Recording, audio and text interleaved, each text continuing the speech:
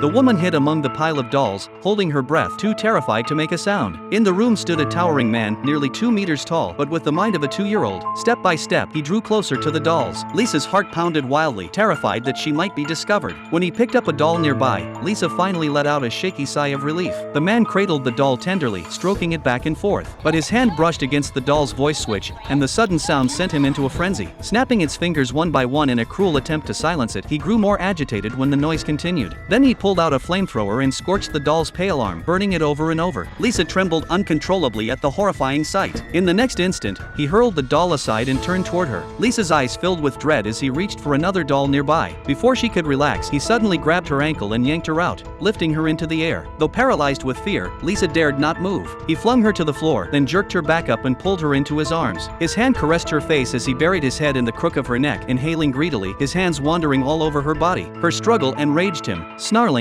he reached again for the flamethrower. In that brief moment of distraction, Lisa quietly pulled a metal pin from her hair and drove it hard into his neck. The man howled, losing control, smashing everything in sight with a doll clutched in his hand. Lisa dropped to the ground and crawled toward the door, inching forward with desperate caution. But just as she reached for the handle, a furious pounding came from outside. The noise instantly alerted the man. He yanked her back by the hair, dragging her across the floor. Lisa fought to break free, but he pinned her beneath his weight. He produced a pair of shackles, ready to lock her wrists. With every ounce of strength, Lisa tore herself free, grabbed a heavy box, and smashed it against his head. As he collapsed, she scrambled to snatch the keys from his pocket and sprinted for the door. But before she could escape, someone began breaking in from the other side. Thinking fast, Lisa seized a printer and hurled it out the window. Hearing the crash, the woman outside assumed Lisa had fled and rushed downstairs to give chase. Only then did Lisa pry open the cabinet door where she had been hiding her sister. Carefully, she let her out and unlocked the basement, freeing her at last. The two sisters were about to make their escape when the woman suddenly doubled back. Hearing her footsteps approaching, their hearts nearly stopped. Fortunately, the man upstairs caused another violent commotion. The woman hurried off to check, giving the sisters the chance to slip outside. They ran for what felt like forever until a patrol car appeared on the road. Overcome with relief, they shouted for help. The police officer, realizing the severity of the situation, rushed to call for backup. But as he turned back toward the sisters, the woman appeared and shot him dead. A female officer reached for her gun, but the woman was faster, capturing the sisters once more. Back inside, the man wrapped his massive hands around Lisa's throat. As the air was crushed from her lungs, she clawed and thrashed, on the verge of suffocation. Then, the sound of shattering glass erupted. A doll sprang to life from the cabinet, and the man lunged, strangling it with both hands. Seizing the chance, Lisa bolted to her sister's side, but the man burst in, clutching the doll's severed head. Before he could strike, 2 sharp gunshots rang out. He collapsed instantly. The police had arrived just in time.